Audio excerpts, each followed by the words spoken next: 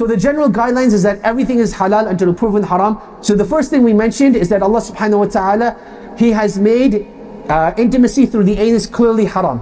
And in fact, this is something that there's consensus on, that there's no disagreement upon, that this is prohibited. This is prohibited and is not allowed. And the same thing applies to the second one as well, that during menstruation and during postpartum bleeding, it is not permissible to have marital relations at that time. And I want to make that very clear, that a husband and wife, they can be intimate in the sense that they can hold hands, they can kiss one another, they can enjoy one another in every single way, except for having marital relations. And then number 3, we said a person should not be filthy. This general guideline means it encompasses 2 main things. Number 1 is the way that we speak with one another. So for example, living in our culture, there's this culture of, being very vulgar while having marital relations. That is not allowed in Islam. To use bad words and to curse, even when a person is having marital relations with his wife, this is not the way that they should be. But rather there's a level of humanity and a level of dignity that needs to be retained. And this is something that, is left for the non-Muslims and has nothing to do with Islam.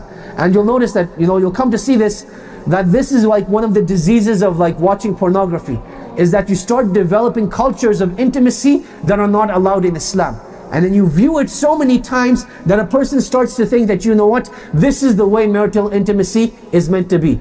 Related to this third point, this third principle as well, is that one should not be filthy.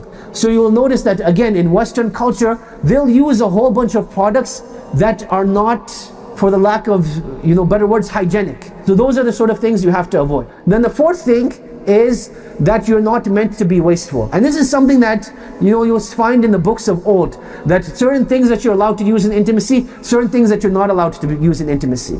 So the question arises, are you allowed using food while being intimate? And the answer to this is yes, as long as you're consuming that food.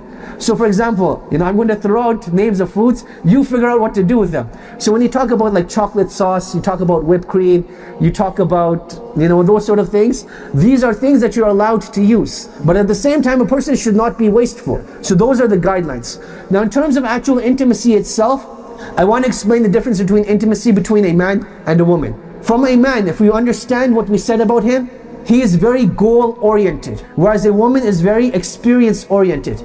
So for a man, it's about doing the task and finishing the task, and that is what will give him the greatest amount of pleasure, and he will be done.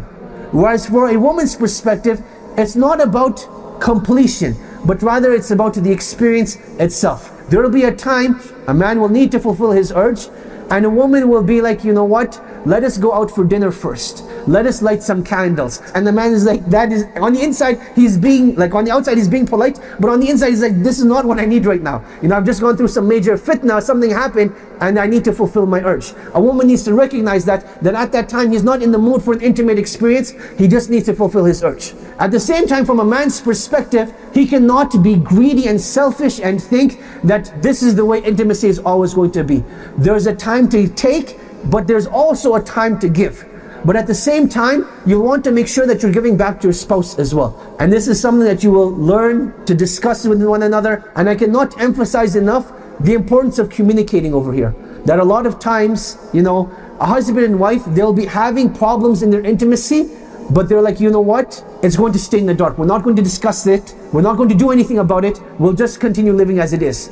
But a breaking point eventually comes and nothing gets solved and the relationship eventually breaks down. So it's very important that a husband and wife, so if there's something that you like, tell your spouse about it. If there's something that you dislike, tell your spouse about it. Rather than holding those feelings inside and repressing those emotions, deal with them up front, and it makes things a lot easier.